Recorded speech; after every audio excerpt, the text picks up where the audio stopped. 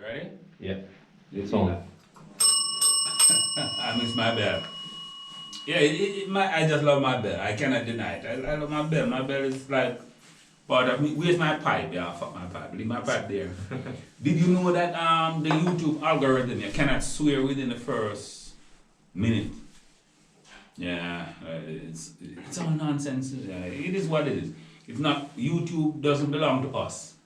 No. So we have to follow the rules. You understand? Yeah, definitely. If there's no swearing within the first 60 seconds, what can we do? Except not swear. Okay. This for all who give two crap. I am living in VELDHOVEN. Yeah? But I work majority of the time I'm in Eindhoven, yeah? So I usually say I live in Eindhoven. And being not from the Nederlands, because I'm Jamaican, when we use the term ghetto, it's a total different thing than when these guys that I meet here say, hey, I live in the ghetto of Eindhoven. For me, I don't know what the fuck you're talking about. Because in Jamaica, when we say ghetto, if I'm in, say, Maypen, yeah, when I reach the ghetto of Maypen, I know, listen, I know the scenery is different. Yeah, the scenery is different, the feeling, the environment is totally different. The probably smell, way more hostile. the smell is different, yeah? You can feel it, you can feel a chill when you enter the ghetto. Anything might happen, yeah? I was here before the lockdown again, driving around. My friend said, hey, over there, yeah? It's all fuckery going on down there. And I work with a guy. It's in Eindhoven there, yeah? He says, this is the ghetto. He says, Do you know where? yes, it's close to the Stripe. Stripe. Is Castle? Yes, I think it was. Yeah. I grew up there, man. It's not really a ghetto. Mm-hmm. Not really. Explain. But please. most of the stuff that goes down here in the Netherlands, here Yes. in Eindhoven, that's illegal. Like, people don't really have to, I guess, shoot each other or really kill each other for shit, right? So Yeah. it's not that bad. But there's some fucked up shit going on there, but it's more undercover. But about 20 years ago, Yes, please. you had in Woensel, Edisonbuurt. I also lived there after right before they demolished it. And it was the street where all the hookers used to be. Oh. And that was pretty fucked up place. And he had in Stratum, he had Kruidenbuurt. That's one of the first parts in Eindhoven they demolished to gentrificate it. Yeah. But like 20, 30 years ago, shit was pretty bad there, especially Kruidenbuurt. Yeah. When they tried to demolish it, they couldn't get all the people out, right? Because people, the really poor people used to live at those places. What's it called? Compressed in that area, Yeah. and that really isolated there, yeah? yeah, and that back then it's still not really it's not that similar to like in America or in Jamaica, I think. But it was pretty fucked up. It wasn't really a safe neighborhood because people really got pulled off their bikes and just randomly beaten up. But they demolished all those neighborhoods and they spread all the people all around because that works way better. Because if you put all the poor people in one place, it's gonna get fucked up either way, right? But nowadays not that bad here anymore. But it really changed when they destroyed a lot of neighborhoods. But the Kruidenbuurt, they couldn't get all the people out. So you had the krakers, the squatters. Yeah. They moved from the one street block to the other one. And they kept doing that because they couldn't get all the people out of the houses constantly. And that took a few years, I believe like 3 or 4 years before they were able to manage to close all the fucking houses there and to demolish them. And the squatters, like the first squatters that get in there, they're more people like me, right? Like my age, just partying and shit. And at a certain point, they don't want to be there anymore because at a certain point, the older squatters get there, you know, and the homeless people. And I believe our Tim, our landlord, I believe he worked for the cleanup for those houses. And you had like the houses were full of shit and needles and stuff like that. You still do have that shit, but here in Eindhoven, they real ghetto. Yeah, real. In Holland, in Eindhoven. There weren't really people getting killed or something, but it was a fucked up situation. As bad as this shit is in Jamaica, we don't, Our raw sewage is not running on the streets. you said there are needles and so, it's... When I was small, you had like needles in what's it called? Addicts. The play gardens. Like random needles, and that used to happen a lot, but I don't nowadays not really, not anymore. So if you think about it, it's a question to you. What causes the ghetto here in Holland? Because I like this conversation. Is it the violence that caused the ghetto or the poverty that caused the ghetto? I think pay attention. Neither. I think it's the combination of concentrating the poverty in one spot, right?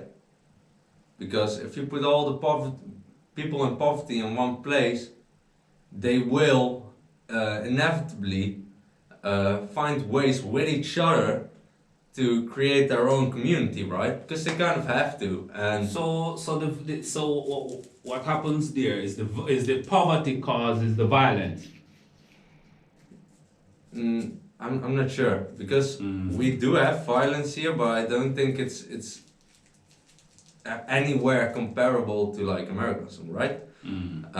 Because we still have we have like the social security of still having food and stuff. Your food banks here, yeah? Yeah.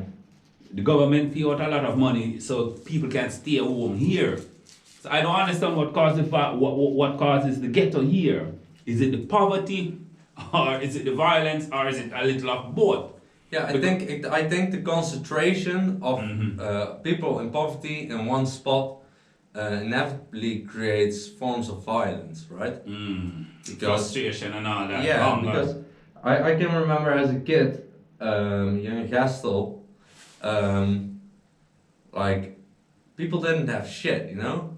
My parents didn't, or my family didn't really have shit to buy me anything or something, you know. So I ended up just going in people's backyards and stuff, and with a lot of kids. Yeah. You know, so that's how it starts somewhere, and you had like older kids, you know, trying to recruit smaller kids. So stuff like that did happen. I don't think it happens now anymore because every kid's inside behind a tablet or computer. But you certainly did have like a fucked up aspect of the neighborhood simply because most kids were poor, the parents were poor, the parents had issues and problems, you know. Drugs and so all that. yeah, exactly, and attention. so the kids kind of inevitably get pushed towards a certain way of life, you know, because of all the people I was in at my elementary school, like I think at least half of them got, were in jail for at least a while by the time they were 20, you know, not even for making real money, just doing stupid shit and thinking you're making money, you know, like people with an Al Capone syndrome or something, you know. And I understand, and there's a difference between the ghetto from here, America, or Jamaica. When I say a ghetto from Jamaica or America, and I would say to you, hey, there's a ghetto over there. But let me ask you, how many people died in your ghetto, in your lifetime over there in that ghetto? In that shithole of a ghetto? Yeah. It was a shithole. Shit running literally on the streets, it's a shithole. Between 3 or 5 or something. Like a few that I know personally, and some kids from my neighborhood that just did stupid shit or something. Like Overdose. most of them weren't. I don't think were killed by other people. Like I know 2 were killed by one guy, and they were kids I knew from my elementary school, and some neighbor of them had a fight with their mother or something, and he put the house on fire. And he killed 2 kids, and the 2 parents survived. So you had some crazy shit there, but most of the stuff wasn't really killing out of revenge. Like, or people died because they did stupid shit. Like one kid died on a mini bike or something, you know, just fucking around with that. But not really people that got killed for something or anything. At least not that I know of. Nobody kick a door down and kill the entire family. Nothing like that. Just that one incident that the neighbor put the house on fire, right? Yes, that's Jamaican ghetto. That's American ghetto. Yeah, but I wouldn't call the places here an Eindhoven ghetto. I think you have like 2, maybe 3 ghettos in the whole of Netherlands, and one of them is the Belmer. Amsterdam. I got out there once on accident because I wasn't watching the train, you know. And they tried to rob you. No, they did ask for money, but they didn't try to rob me. But the whole vibe there, like if you exit the train station there, you have like at least 10 homeless people, right? And you have that nowhere, like you have it there. So the Belmer is like, I think one of the few places together. Rotterdam, you have like one part that's really poor. I don't like Rotterdam. I don't like it. Rotterdam is like that feeling I get when I'm there. I'm like, no. It's really cold. And too much guys from the Caribbean there. Too much niggas over there. I just avoid that place like the plague. And where else? Den Haag. There's a place in Den Haag Schilderswijk, I think it's called. And then you have this one place, Blarick, it's in Limburg. It's next to Venlo. And you also have a lot of issues there where the police won't come because they just get fucked up there each time. But that's mostly younger kids. People, this is the difference, as I said. Yeah. But as a foreigner coming in to Holland, guy from Jamaica, when the guy told me, listen, over there is ghetto, I'm like, what the fuck? I cannot look on a housing situation and say it's ghetto because it's not. Everybody, all the houses here look alike. to a guy like me, every house look alike. Yeah, it's all the same. Everything under the same roof. The apartments are the same.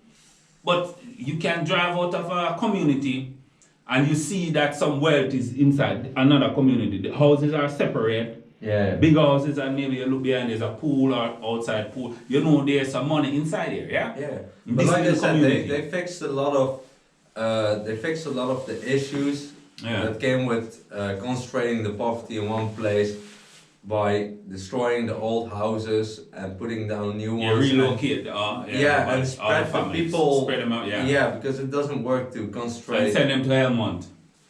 Thanks. But no, I live in VELDHOVEN. Is there a ghetto in VELDHOVEN? I've never seen one, I don't know. Not really, because here you have the problem,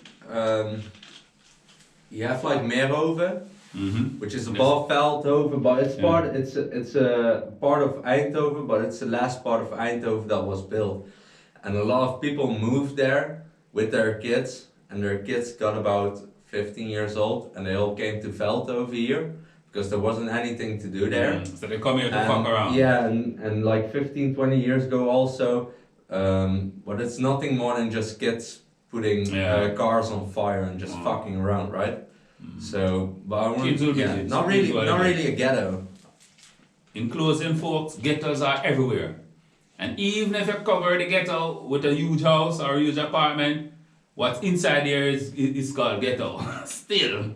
Yeah? So when the guy told me, listen, there, he wouldn't even go down there. And he's a Dutch guy.